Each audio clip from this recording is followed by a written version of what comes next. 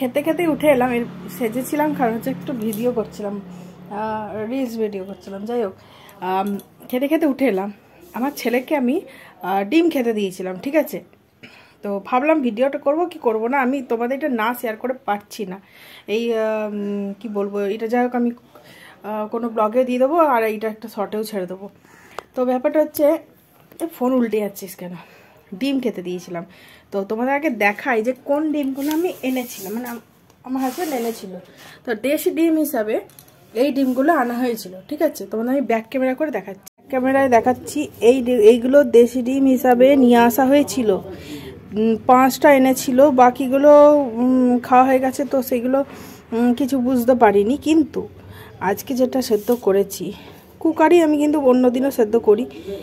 এটা কি ডিম ভাই, এরকমভাবে অর্ধেক বেরিয়েছিল ডিমটা সেদ্ধর পর, আর এর সাথে কুসুমটা লেগেছিল, ঠিক আছে। কুসুমটা ওর খাওয়া হয়ে গেছে। আমি এটা ডিমটা ধুয়ে নিয়ে এলাম এই কারণে যে এটা ভাঙছি, সেই যেমন রাবারের বলগুলো হয় সেরম টাইপের, পুরো রাবার টাইপের। দেখো আমি এরকম নখ দিয়ে টিপছি, ডিম এরকম শক্ত কিভাবে হতে পারবে, এবং আমি দাঁত দিয়ে মানে কামড়াচ্ছি, দেখছি পুরো রাবার, পুরো রাবার। এই দেখো ঘষছি, দেখো রাবারের বলগুলো যেরম টাইপ হয় পুরো সেরম। দেখো দেখো, এটা কি ডিম ভাই, কি ডিম এইটা? কি তবে এইটা কি সেই রাবারের মানে প্লাস্টিকের না কি বলে ওইগুলো? এই দেখো পুরো সেই প্লাস্টিকের বলগুলো ছাড়ার যেরকম হয় সেরকম। দেখো ইমা, ফার্স্ট টাইম আমি এরকম অবস্থা দেখলাম। ভাগ্যিস সাদা অংশটা কামড়ে কামড়ে খাইনি, যদি এটা খেতে বলে পেটে লাগতোই, অবশ্যই লাগতো। সেই তো মানে ও যদি কামড়ে খেয়ে নিত কি অবস্থা হতো, এটা হজম তো হতোই না, উল্টে বড়সড় কিছু হয়ে যায়। পুরো রাবার টাইপের, মানে এটা ডিম তো আমার মনেই হচ্ছে না। এইটাও আমি সেদ্ধ করে কালকে দেখবো কি হয়। এটা আমি নর্মাল সেদ্ধ করব, কিন্তু বাকি ডিমগুলো কিন্তু কিছু ছিল না জানো, এইটাই যা হলো। তো এইভাবে মানুষ ঠকানো, কি বলো?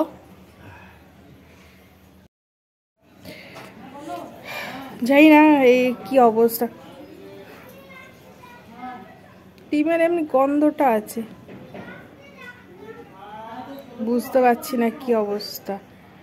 ডিমের খোসাটাও কিন্তু ছাড়াতে পারা যাচ্ছিল না, একদমই ছাড়াতে পারা যাচ্ছিল না। এইভাবেই ছাড়াচ্ছিলাম, খোসাগুলো ছাড়ছিলই না। অন্য দিন কিন্তু ডিমটা সেরকম সমস্যা হয় না। দেখো তোমরা বুঝতে পারছো, তারা ব্যাক ক্যামেরা, এই দেখো, দূর বাবা, ফোকাস ফোকাস, হ্যাঁ এই দেখো এরকম করছি। দেখো সেই রাবারের বলগুলো যেমন এরকম হয়েছে, কি এটা ভাই?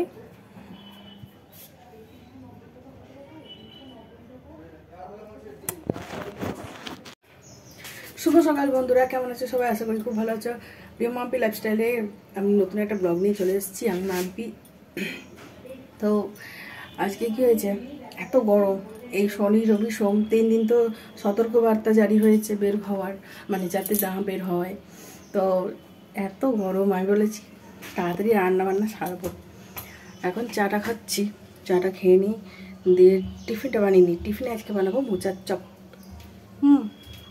তো তারপর তাড়াতাড়ি রান্না বান্না সেরে নেবো।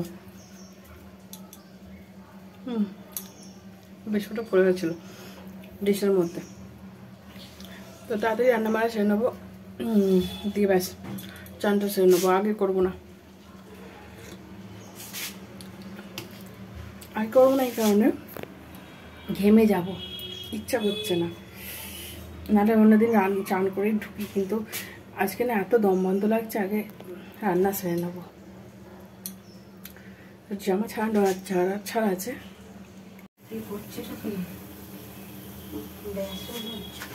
না এটা হচ্ছে সোনু তো মোচার চপ খায় না, সোনুর হচ্ছে শুধু বেসন বড়া, আর আমাদের ওই যে বেসন ফাটিয়ে রেখেছি। এবার মোচার চপটা করব, ও শুধু বেসন বড়া পছন্দ করে। তো পুরো বেগনি করলেও ও বেগনি টেগনি খায় না, ওকে শুধু ইয়ে করে দিতে হয়। এই হচ্ছে মোচার চপের পুর করে রেখে দিয়েছি, আর বেসন ফাটিয়ে রেখে দিয়েছি। এখানে হচ্ছে এদিকে নেবে না, নাও নিয়ে নাও। এরকম ছোট ছোট চ্যাপটা চ্যাপটা করে নেবো, দিয়ে এর মধ্যে ডুবিয়ে তারপরে হ্যাঁ চপের মতো।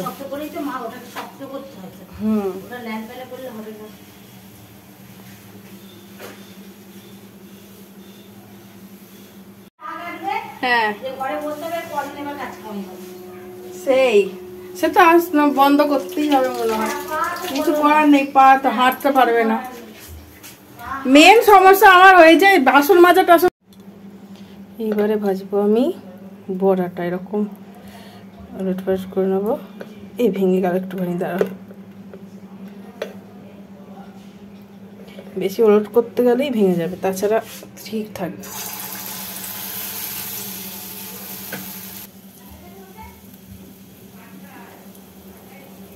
ব্যাস এরকম করে এক পিঠটা এরকম হতে দেবো। এখন উল্টাবো না মোটেও, কিছুক্ষণ হবে। সাঁড়াশিটা কোথায় গেল?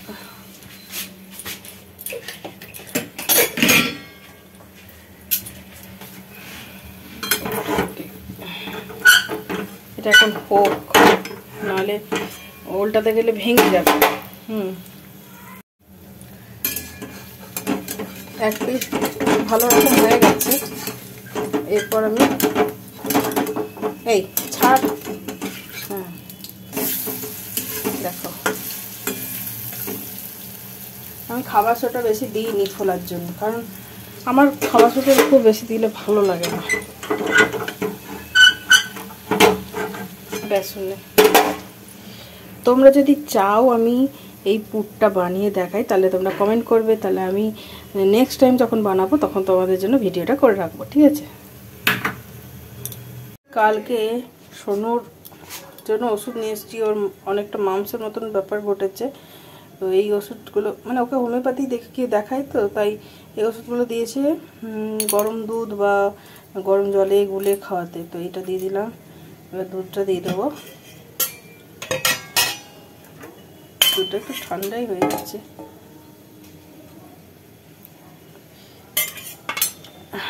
এছাড়াও দিয়েছে লিকুইড ওষুধ, এগুলো দিয়েছে, তো অনেকটাই কমে এসছে। পরশু দিন হয়েছে, কালকে দেখিয়েছি, তো কালকে রাত থেকেই ওষুধ খাওয়ার পর থেকেই অনেকটাও হোমিওপ্যাথিটা কাজে লাগে। তো আমিও যেমন ছোটো থেকে হোমিওপ্যাথিটাই বেশি খেতাম, এটা গলে যাওয়ার পর ওকে দিয়ে দেবো খেতে।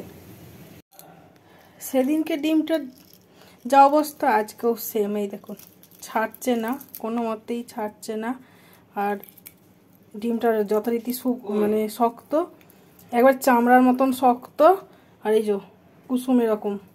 আচ্ছা তোমরা বলো এরকম কি হয়? দেশি ডিম এরকম শক্ত পারা হয়?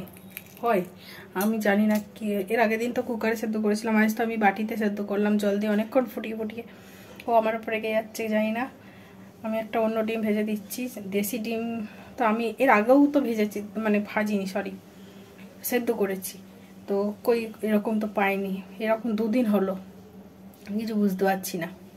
তোমরা যদি জেনে থাকো একটু কমেন্টে বলো তো, দেখবে। দেখো এতটা শক্ত, শুধু কুসুমটুকু পাচ্ছি, বুঝতে পারছি না কি হচ্ছে। কুসুমটুকু দেবো, সাদা অংশটা দেবো না, পেটে লাগে যদি পেটে। গুড ইভিনিং বন্ধুরা। তো দুপুরে খাওয়া দাওয়ার পর আর মানে খাওয়া দাওয়ার কিছু ভিডিও করা হয়নি, তোমাদের দেখালাম ডিমের কেসটা। তারপরে আমি চিন্তা ভাবনা করছিলাম যে কি হচ্ছে এগুলো। যাই হোক, ওইটা ওই ধরনের ডিম আর আনা যাবে না যা দেখলাম, তো তারপরে ভিডিও করা হয়নি। হ্যাঁ, আর এখন চা খাওয়ার ব্যবস্থা হচ্ছে, এরপর সন্ধ্যে দেবো। তো চা দিয়ে আর ছেলে ইয়ে করলো, সাইকেলটা কিনে দিয়েছিল না ওর পিসি, তো ওই সাইকেলটা ওর বাবা বিকেলবেলায় নিয়ে বেরোয় ওকে চালাতে। বাবা যেন থাকে না, ওর কাকাই নিয়ে বেরোয়। আজকাল বাবা নিয়ে বেরিয়েছিল, এত ভীতু, সাইকেলটা নিয়ে যে চালাবে একটু ছেড়ে দেবে হাতটা পেছন দিকে, পড়ে যাবে, আর সেই ভয়েতে চেঁচাবে না আমাকে ধরে থাকবে। এত ভীতু হলে হয়? সাইকেলটা কী করে শিখবে কি জানে। এত গরম করছে, রান্না করতে করতে এত গরম করছে যে আর ভালোও লাগছিল না ভিডিও টিডিও করতে। মানে মনে হচ্ছিলো কখন আর কি একটু স্নান টান সারবো, দিয়ে ব্যাস একটু বসবো পাখার তলায়। খুব গরম লাগছে, এখনও তাই। আমি তা ভাবছি তাড়াতাড়ি করে রুটি টুটি করে নেবো, এত গরম করছে। চলো চাটা দিয়ে আসি। নিচে খেলা দেখছে ওর বাবা, সাইকেল চালিয়ে নিয়ে এসছে। খেলার দিকে মন তো ওর বাবারও, খেলার দিকে মন। সাইকেল চালাতে নিয়ে যাবে কি, এত খেলা পাই না, মানে যারা খেলা দেখে তাদের খেলার নেশাটা থাকবেই অবশ্যই। আমি অত খেলা টেলা দেখি না অত ইয়ে নাই, ওই শুনে নি অতি হয়ে যায়, মানে দেখতে হবে ওই নেশা নেই। চলো দিয়ে আসি। যে খেলা চলছে খেলা। এই নিচের রুমটা ভীষণ ঠান্ডা, এখানে এলে না আর যেতে ইচ্ছে করে না, এত ঠান্ডা। এই রুমে থাকলে আর এসিতেও থাকতে ইচ্ছে করবে না। চলো উপরে যাই, গরম লাগছে। আর আমাদের ঘরে তো তন্দুর হয়ে যাচ্ছে পুরো। जय हो शंकरा आदिदेव शंकरा, सृष्टि के जन्म से भी पहले तेरा वास था। এই ভিডিওটা আজ হচ্ছে 14 তারিখ। এক মিনিট দাঁড়াও বলছি, 14ই মে। এমন অসুস্থ যে আমি মাসও বলে যাচ্ছি। 14ই মে। এর আগে যে ব্লগগুলো দেখলে সেগুলো হচ্ছে আগের, ওগুলো আধ কাঁচা মুখে পড়েছিল বলে ভালো এটার সাথে জুড়ে দিয়ে দিই। আর এক সপ্তাহের ওপর ভিডিও ছাড়িনি, এতে রিচ অনেক কমে যায় জানো তোমরা, সেই কারণে বাধ্য হয়ে এইটুকু ভিডিও করে দিচ্ছি। প্রথমে মামস হয়েছিল, মামসের ইনফেকশনটা কেটে গেলেও ফোলা ভাবটা এখন আছে। আর তারপর থেকেই শুরু হয়েছে খুবই মাথা যন্ত্রণা করা আর মাথা ঘোরা, কিছু খেতে পাচ্ছি না আজ প্রায় এক সপ্তাহ মতন। প্রচণ্ড গা গোলাচ্ছে, কথা বলতে কষ্ট হচ্ছে। কি করে যাচ্ছি তা জানি না, কি হবে তাও জানি না। এই দেখো এক বোতল ওআরএস খুলে রেখেছি, সেই জলই খাচ্ছি, কারণ একদমই খাবার খেতে পাচ্ছি না, সব বেরিয়ে যাচ্ছে মুখে। তো তোমরা প্লিজ পাশে থেকো, যেদিনই ফিরবো আশা করি তোমরা পাশে থাকবে। কত আশা করে রেখেছিলাম যে বান্ধবীটা আসবে আর তার সাথে অনেক ভিডিওস বানাবো, সেইভাবে চলছিল 1 বছর ধরে। কত রকম ওই জন্য বলে না বেশি চিন্তা ভাবনা করতে নেই। জানি না কি হয়েছে, কি হবে কি না বুঝতে পারছি না। কালকে ভোট দিতে গেছিলাম অনেক কষ্ট করে, কোনো রকমে, ভিড় ছিল না তাই রক্ষা। ঠিক আছে, পাশে থেকো, ভালো থেকো।